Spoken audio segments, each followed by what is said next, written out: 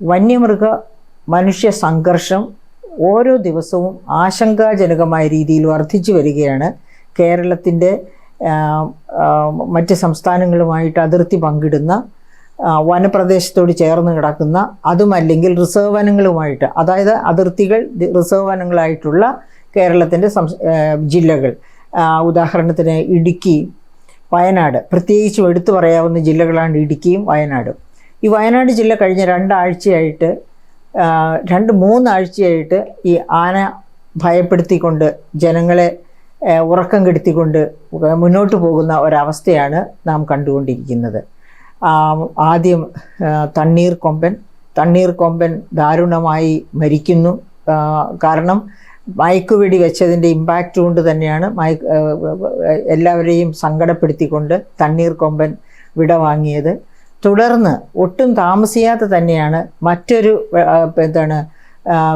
Collar ഘടിപ്പിച്ച ആന ബേലൂർ നിന്ന് ഇറങ്ങി വന്നതും അത് കേരളത്തിലേക്ക് കടന്ന് അജീഷ് എന്ന ഒരു, അതായത് ശരിക്കും പറഞ്ഞാൽ അജീഷിൻ്റെ വീട് ചാലിക്കം അടുത്ത്, കുറുവാദ്വീപിനും ചാലിക്കത്തിനുമൊക്കെ അടുത്ത് പടമലയിലാണ് അജീഷിൻ്റെ വീട്. ആ പടമലയിലെ അജീഷിനെ അദ്ദേഹം വളരെ നല്ല ഒരു എന്താ പറയുക, പൊതുപ്രവർത്തകൻ കൂടിയായിരുന്നു എന്നാണ് എല്ലാവരും പറയുന്നത്. അങ്ങനെയുള്ള ഒരാളെയാണ് ആന ചവിട്ടിക്കൊന്നത്. ആ ചവിട്ടിക്കൊലയോട് ചേർന്ന് ഒരു വലിയ പ്രതിഷേധം, അതായത് നമ്മുടെ തണ്ണീർക്കൊമ്പൻ തന്നെ മാനന്തവാടി ടൗണിലൂടെയും ഒക്കെ പ്രയാണം നടത്തുകയും എല്ലാവരെയും ഭയപ്പെടുത്തുകയും ചെയ്തു, പ്രശ്നങ്ങളൊന്നും സൃഷ്ടിച്ചില്ലെങ്കിൽ തന്നെയും അതിനെ തുടർന്ന് ബേലൂർ മക്നയുടെ വരവ് ഒരാളെ ചവിട്ടിക്കൊല്ലുന്നു.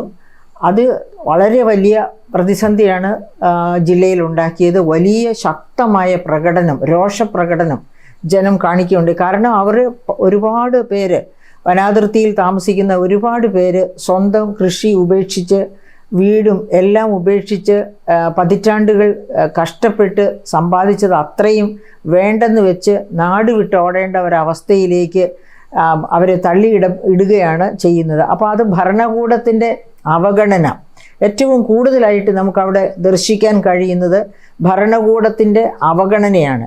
വേണ്ട കാലത്തൊക്കെ, അതായത് ആദ്യകാലം മുതലേ ഈ മനുഷ്യ മൃഗ ശല്യം, സംഘർഷം ഒഴിവാക്കാനുള്ള ഒരുപാട് പദ്ധതികൾ മുന്നോട്ട് വെച്ചതാണ്. പക്ഷെ ഒന്നും തന്നെ നടപ്പാക്കിയില്ല. ഉദാഹരണത്തിന്, അപ്പോൾ അങ്ങനെയുള്ള ഒരു കാലഘട്ടത്തിലാണ് ഈ ബേലൂർ മക്ന എന്ന ആന അജീഷ് എന്ന ഒരു കർഷകനെ ചവിട്ടിക്കൊല്ലുന്നത്. അത് ഉണ്ടാക്കിയ വളരെ ശക്തമായ പ്രകടനങ്ങൾ, ഗവൺമെൻറ്റിനെതിരായിട്ടുള്ള പ്രകടനങ്ങൾ നാം കാണുകയുണ്ടായി. അപ്പോൾ അങ്ങനെ ഇരിക്കെയാണ് രണ്ടാമതൊരാളെ കൂടി ആന ഉപദ്രവിച്ച്, അതായത് അതൊരു വനം വാച്ചറയാണെന്നും കൂടി ഓർക്കണം. അതേ സ്ഥലവാസിയായ ഒരു പാക്കത്തെ ഒരു വനം വാച്ചറെ ആന ഉപദ്രവിക്കുകയും, പക്ഷേ വേണ്ടത്ര സമയത്ത് ചികിത്സ കിട്ടാതെ, അതുകൂടി നമ്മൾ ഓർക്കണം. അതായത് വയനാട് ജില്ലയിൽ ആർക്കെങ്കിലും ഇങ്ങനെ കാട്ടുമൃഗശല്യമോ അല്ലെങ്കിൽ വാഹനാപകടമോ ഒക്കെ ഉണ്ടായാൽ അവർക്ക് രക്ഷ നേടാനുള്ള മാർഗം എന്ന് പറയുന്നത് കോഴിക്കോട് മെഡിക്കൽ കോളേജാണ്. ചുരം ഇറങ്ങി വന്നാലേ ആ സൗകര്യം അവർക്ക് കിട്ടും. അതിനകം അവർ ജീവൻ നഷ്ടപ്പെട്ടിരിക്കും. ഈ കഥകളെല്ലാം നേരത്തെ മുതലേ പറഞ്ഞുകൊണ്ടിരുന്ന കൂട്ടത്തിലാണ് ഞാനുമൊക്കെ. പക്ഷേ ആരും അതിന് ചെവി കൊടുക്കുന്നില്ല എന്നുള്ളതാണ്. അവനവൻ്റെ നെഞ്ചത്ത് ആന ചവിട്ടുമ്പോഴോ അല്ലെങ്കിൽ ആനക്കൊമ്പ് കയറുമ്പോഴോ മാത്രമാണ് ആരെങ്കിലും അത് ഗൗരവമായിട്ട് എടുക്കുന്നത് എന്നുള്ളതാണ് നമ്മുടെ നാട്ടിലെ ഏറ്റവും വലിയ സങ്കടകരമായ ജനപ്രവർത്തനം അല്ലെങ്കിൽ ജനസേവനം എന്നതിൻ്റെ രീതി. അപ്പം അങ്ങനെ ഇരിക്കുന്ന ഒരു സാഹചര്യത്തിലാണ് അജീഷ് മരിക്കുന്നത്. അതിനുശേഷം കർണാടക ഫോറസ്റ്റ് വകുപ്പും കേരള ഫോറസ്റ്റ് വകുപ്പും ചേർന്ന് ചില കർമ്മ പരിപാടികളൊക്കെ ആസൂത്രണം ചെയ്തുകൊണ്ടിരിക്കുകയാണ്. അപ്പോൾ അതിൻ്റെ പ്രാരംഭഘട്ടത്തിലാണ് ഈ അജീഷിൻ്റെ കുടുംബത്തിന് 10 ലക്ഷം രൂപ കേരള ഗവൺമെൻറ് കൊടുക്കുകയും ചെയ്തു കഴിഞ്ഞിരുന്നു. പക്ഷേ കർണാടക ഗവൺമെൻറ് അതിൽ ഉൾപ്പെട്ടതോടുകൂടി അവിടെ ആന ഉപദ്രവമേറ്റ് മരിക്കുന്നവർക്ക് കർണാടക ഗവൺമെൻറ് കൊടുക്കുന്നത് 15 ലക്ഷം രൂപയാണെന്ന് ഓർക്കണം. അങ്ങനെ അതേ 15 ലക്ഷം തന്നെ അജീഷിന്, കാരണം ബേലൂർ മഗ്ന എന്ന് പറയുന്നത് കർണാടക ഗവൺമെൻറ് കോളർ ഘടിപ്പിച്ച് അതിർത്തിയിലേക്ക് കടത്തിയ ആനയാണ്. ആ ആന അവരുടെ അതിർത്തി വിട്ട് നമ്മുടെ അതിർത്തിയിൽ വന്നു, നമ്മുടെ ജനവാസ കേന്ദ്രത്തിൽ വന്നു. അങ്ങനെയാണ് അജീഷ് കൊല്ലപ്പെട്ടത്. അപ്പോൾ അവർക്കും കൂടി ഭാഗികമായിട്ട് അതിൻ്റെ ഉത്തരവാദിത്തമുണ്ട്. ആ ഉത്തരവാദിത്തം ഏറ്റെടുത്തുകൊണ്ടാണ് കർണാടക ഗവൺമെൻറ് 15 ലക്ഷം അവരുടെ ഒരാൾക്ക് ആനയുടെ കുത്തോ ചവിട്ടോ എങ്ങനെയെങ്കിലും മരിച്ചാൽ കൊടുക്കുന്ന അതേ സമാധാന തുകയാണ് 15 ലക്ഷം എന്ന് പറയുന്നത്. ആ 15 ലക്ഷം കൊടുക്കാം എന്ന് പറഞ്ഞപ്പോഴേക്കും നമ്മുടെ എന്താ പറയുക BJP ഗവൺമെൻറ്റിന് അഥവാ BJPക്ക് പാർട്ടിക്ക് അത് ഒട്ടും രസിച്ചില്ല. അദ്ദേഹത്തിൻ്റെ സങ്കടം എന്താണെന്ന് വെച്ചാൽ, അതായത് ഈ പാർട്ടിയിലെ ആരാണ് BY വിജയേന്ദ്ര, അദ്ദേഹം പറയുന്നു, പാർട്ടിയുടെ ഒരു മുഖ്യ നേതാവാണ്. അദ്ദേഹം പറയുകയാണ്, കർണാടകത്തിലെ ജനങ്ങൾ നികുതി കൊടുത്ത പണമാണ് കർണാടക ഗവൺമെൻറ് ഈ പറയപ്പെട്ട 15 ലക്ഷം രൂപ കേരളത്തിൽ ആനയുടെ ചവിട്ടേറ്റ് മരിച്ച മനുഷ്യന് കൊടുക്കുന്നത്. അതിൻ്റെ ആവശ്യമെന്ത്? അത് അവിടുത്തെ ജനങ്ങളിലെ പിഴിയലല്ലേ എന്നാണ് അദ്ദേഹം കണ്ടെത്തിയ ഒരു മഹാ കണ്ടുപിടുത്തം. അദ്ദേഹത്തിന് ഏതെങ്കിലും നൊബേൽ പ്രൈസോ വല്ലതും കൊടുത്തില്ലെങ്കിൽ വലിയ കഷ്ടമാണ്. അതിനാരെങ്കിലും അദ്ദേഹത്തിൻ്റെ പേരൊന്ന് ലോക സമാധാനത്തിലുണ്ട് നോബൽ പ്രൈസ്, അദ്ദേഹത്തിന് പേര് റെക്കമെൻഡ് ചെയ്യണമെന്ന് ഞാൻ വിനീതമായിട്ട് അഭ്യർത്ഥിക്കുകയാണ്. അപ്പോൾ എനിക്ക് പക്ഷേ അദ്ദേഹത്തോട് വേറെ ചില ചോദ്യങ്ങളൊക്കെ ചോദിക്കാനുണ്ട് കേട്ടോ. കാരണം എന്താണെന്ന് വെച്ചിട്ടുണ്ടെങ്കിൽ ഈ അടുത്ത ദിവസങ്ങളിലൊക്കെ നമ്മൾ കാണുന്ന ഒരു കാര്യമുണ്ട്. അതായത് മോദി ഭരണകൂടം ചെയ്തുകൊണ്ടിരിക്കുന്ന ചില കാര്യങ്ങൾ എന്തൊക്കെയാണ്? ഉദാഹരണത്തിന് നമ്മുടെ റേഷൻ കടയിൽ വരുന്ന ആൾക്കാർക്ക് സെൽഫി എടുക്കാനായിട്ട് പ്രധാനമന്ത്രിയുടെ ഫോട്ടോ എന്താണ് പറയുക, പെയിൻറ്റ് ചെയ്ത ഫോട്ടോയോ അല്ലെങ്കിൽ എന്താണ് ഉള്ളത് ഒരു ഗ്രോട്ടോയൊക്കെ വെച്ച് അദ്ദേഹത്തിൻ്റെ ഓടൊപ്പം നിന്ന് പിന്നെ സെൽഫി എടുക്കാനുള്ള സൗകര്യം ചെയ്തു വെച്ചിരിക്കണം.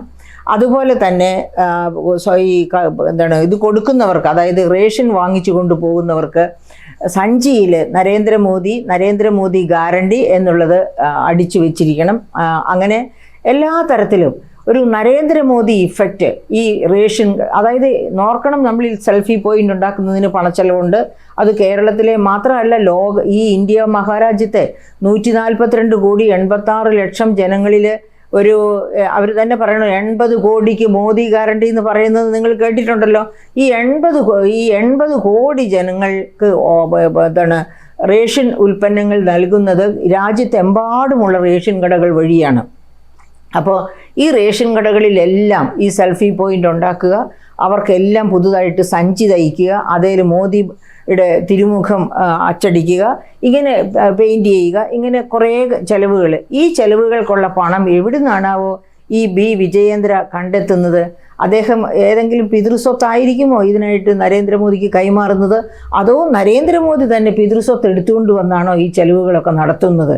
എനിക്ക് ചോദിക്കാനുള്ള ഒരു കാര്യമാണ്, 1966 ഇവിടെ റേഷൻ സമ്പ്രദായം ഇന്ത്യയിൽ കൊണ്ടുവന്നത്. ആ 1966 മുതൽ ഇന്ന് വരെ മുടങ്ങാതെ റേഷൻ സമ്പ്രദായം തുടരുകയാണ്.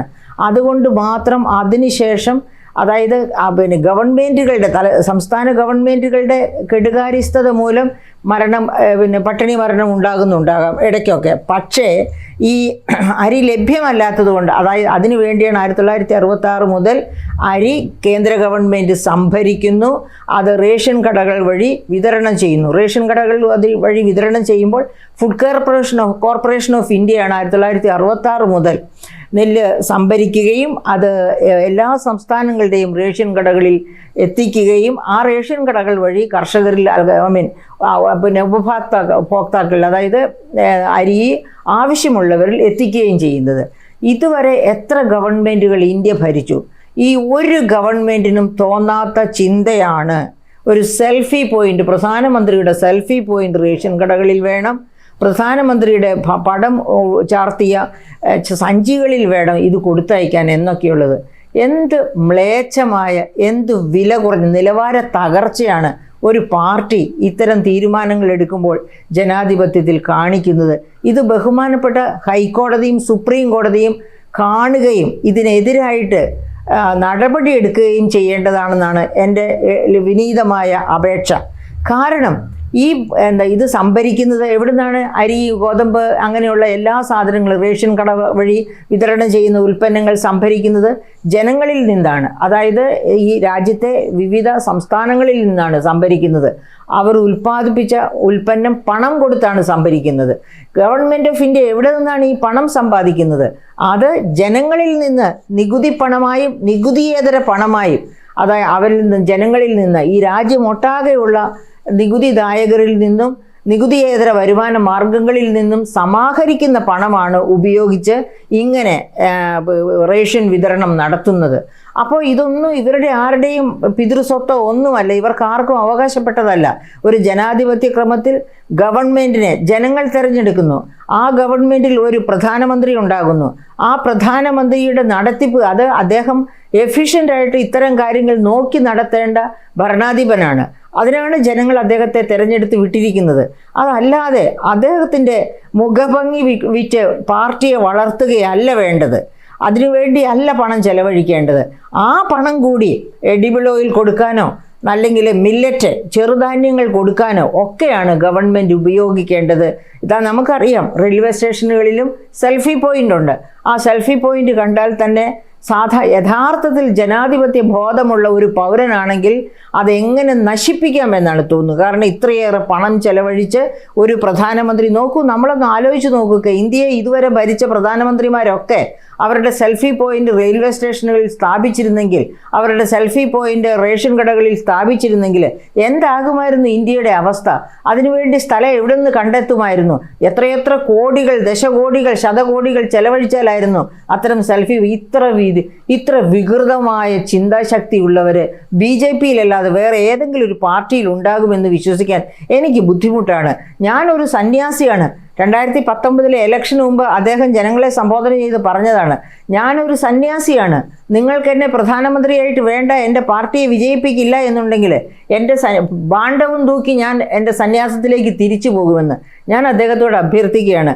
ബഹുമാനപ്പെട്ട നരേന്ദ്രമോദി, അങ്ങ് ആ സന്യാസത്തിലേക്ക് തന്നെ തിരിച്ചു പോവുക. ഇത്തരം വികലമായ ചിന്തകൾ ഡെമോക്രസിയുടെ മേൽ കെട്ടിവെച്ച് അങ്ങ് ഡെമോക്രസിയെ പോലും വികൃതമാക്കരുത് എന്നാണ് എനിക്ക് അഭ്യർത്ഥിക്കുവാനുള്ളത്. അപ്പോൾ ഇവിടെ ഞാൻ പറഞ്ഞു വയ്ക്കുന്നത് ഈ ഒരു കാര്യമേ ഞാൻ പറഞ്ഞുള്ളൂ. ഇതുപോലെ ബ്രാൻഡിങ് ഇല്ല എന്ന കാരണം കൊണ്ടാണ് നമ്മുടെ സംസ്ഥാന ഗവൺമെൻറ്റിന് വിഹിതമായ ഷെയർ കിട്ടാതിരിക്കുന്നത്. ഉദാഹരണം, വിഴിഞ്ഞം ഔട്ടർ റിംഗ് റോഡ് ബ്രാൻഡിങ്, വിഴിഞ്ഞം പദ്ധതിക്ക് ബ്രാൻഡിങ് നടത്തിയില്ല എന്ന പേരിലാണ് ആ പണം നിഷേധിച്ചുകൊണ്ടിരിക്കുന്നത്. അതുപോലെ തന്നെ നാഷണൽ ഹെൽത്ത് മിഷൻ ബ്രാൻഡിങ് നടത്താത്തത് കൊണ്ടാണ് അതിന് ഫണ്ട് അനുവദിക്കാത്തത്. തീർന്നില്ല, ബ്രാൻഡിങ് നടക്കാത്തത് കൊണ്ടാണ് എന്ത് ചെയ്യാത്തത്? നമ്മുടെ ഭവന പദ്ധതിയിൽ കേന്ദ്ര ഗവൺമെൻറ് 70,000 രൂപ മാത്രമാണ് ഒരു ഭവനത്തിന് വേണ്ടി സംഭാവന ചെയ്യുന്നത്. അത് വളരെ ചെറിയ തുകയാണ്. 5 ലക്ഷം മുതൽ 6 ലക്ഷം വരെ ചിലവുള്ളിടത്താണ് 70,000 രൂപ കൊടുക്കുന്നത്. അതിനും ബ്രാൻഡിങ് ഉണ്ടെങ്കിലേ കൊടുക്കൂ എന്ന് പറഞ്ഞ് ബ്രാൻഡിങ് ഇല്ലാത്തത് കാരണം അതും നിഷേധിക്കുന്നു. ഇത്തരം ജൽപ്പനങ്ങൾ, ഇത്തരം തരം താണ മാർഗങ്ങൾ ഉപയോഗിച്ച് പാർട്ടി വളർത്താൻ ശ്രമിക്കുന്നവർ സ്വന്തം മുഖം എല്ലാവരുടെയും മുൻപിൽ വിശുദ്ധമായി കാണിക്കാൻ ആഗ്രഹിക്കുന്നവരൊക്കെ അത് വികൃതമാക്കുക മാത്രമേ ഉള്ളൂ. ഡെമോക്രസിയെ തന്നെ വികൃതമാക്കുകയേ ഉള്ളൂ. അതുകൊണ്ട് ഇത്തരം പരിപാടികളിൽ നിന്ന് ബഹുമാനപ്പെട്ട പ്രധാനമന്ത്രി പിന്തിരിയണമെന്നാണ് എനിക്ക് അപേക്ഷിക്കാനുള്ളത്. മിസ്റ്റർ വിജയേന്ദ്ര, ഓർക്കുക, ഒരു മനുഷ്യൻ്റെ ജീവൻ ആ കുടുംബത്തെ മുഴുവനും മരിച്ചതിന് തുല്യമാക്കി കഴിഞ്ഞു. അങ്ങനെയുള്ള ഒരു കുടുംബത്തിന് 15 ലക്ഷം രൂപ കർണാടക ഗവൺമെൻറ് കൊടുത്തെങ്കിൽ ആ കർണാടക ഗവൺമെൻറ് ഏത് രാഷ്ട്രീയം ഭരിക്കുന്ന ഗവൺമെൻറ് ആണെങ്കിലും ആ ഗവൺമെൻറ്റിനെ നമസ്കരിക്കുകയാണ് ചെയ്യേണ്ടത്, തിരസ്കരിക്കുകയും കുറ്റപ്പെടുത്തുകയും അല്ല ചെയ്യേണ്ടത്. അത് താങ്കളുടെ അന്തസ്സില്ലായ്മയും താങ്കളുടെ മനുഷ്യത്വരഹിതമായ രാഷ്ട്രീയ ലക്ഷ്യങ്ങളുമാണ് അത് കാണിക്കുന്നത്.